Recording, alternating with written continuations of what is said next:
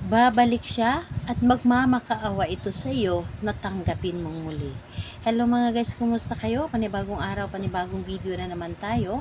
And sa araw na ito ay isa na namang video ang aking tuturo sa inyo na simpleng gabay o simpleng pamamaraan na makakatulong sa atin.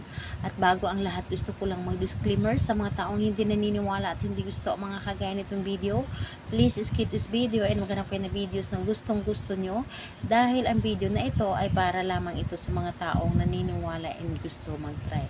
Sa lahat po ng mga nagko-comment dito sa aking video, dito sa loob ng aking channel, mag-ingat sa lahat ng mga nagre-reply sa inyo na dinadala kayo sa kanilang WhatsApp, pinemo up upang makaiwas po tayo sa scam. Ngayon po ituturo ko sa inyo paano siya magmamakaawa at babalik sa inyo at muling makisuyo or muling suyuin ka para tanggapin mong muli. Gawin mo ito sa taong iniwan ka, sa taong bigla kang niloko, or sa taong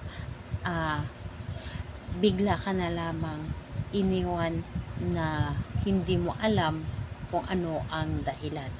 So gawin mo ito sa kanya para makonsensya siya at magmamakaawa ito na balikan mo or tanggapin mong muli.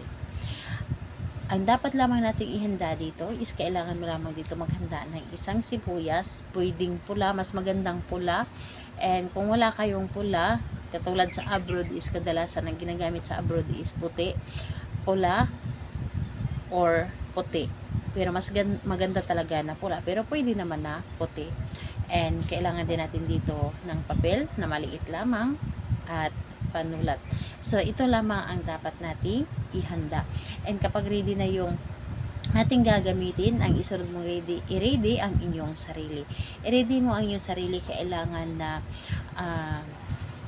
buo ang inyong loob, tiwala at naniniwala sa paggawa nito at hindi ka nagdududa sa dapat mong gawin. So, ngayon po, kapag ready ka na, pwede mo na itong simulan. So, ang gagawin mo lamang dito is napakadali lamang. Dito sa isang papel, isulat mo lamang dito ng isang beses yung kanyang pangalan at apelyido.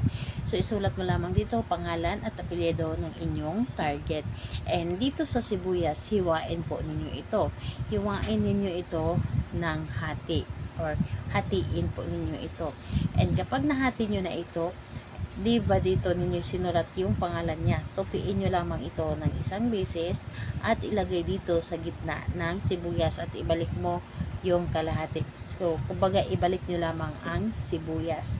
And hawakan po ninyo ang sibuyas at ibulong po ninyo dito. Sa pamamagitan nito, sa pamamagitan ng sibuyas na ito, ikaw, pangalan at apelyido ng inyong target, iiyak ka at magmamakaawa na bumalik dito sa akin, makonsensya ka sa lahat ng ginawa mo sa akin at ako lamang ang inyong hahanapin or suyuin mo ako na makipagbalikan sa akin. So, ayun po, sabihin mo lamang dito lahat-lahat yung gaano mo kagusto na balikan kanya. Yun ang mga sasabihin ninyo. Kumbaga kung ano yung nasa loob ng puso ninyo na dapat ninyo sabihin, yun po ang isabi ninyo. Sabihin nyo na dito lahat-lahat dahil ito ay walang bayad. So, sabihin nyo lamang and ayun po pagkatapos nun, ang gagawin mo sa sibuyas na ito, ibaon po ninyo ito sa lupa na kung saan ito ay laging naaapakan para yung isip niya ay nasa iyo lamang, yung talagang yung tipong sasakit yung ulo niya dahil gusto niya na makita ka palagi at talaga namang iiyak ito na magmamakaawa sa iyo, pupunta ito sa iyo at ibababa niya ang kanyang pride para lang kausapin ka at magmamakaawa ito sa inyo. Gawin ito sa araw ng Tuesday and Friday dahil yun po ang pinaka malakas na araw na gagawa tayo nito. And syempre yung sinag ng buwan, kung merong sinag ng buwan. So ayun po, medyo stricto po ito, Tuesday and Friday lamang sa paggawa nito kahit anong araw at kahit anong oras po.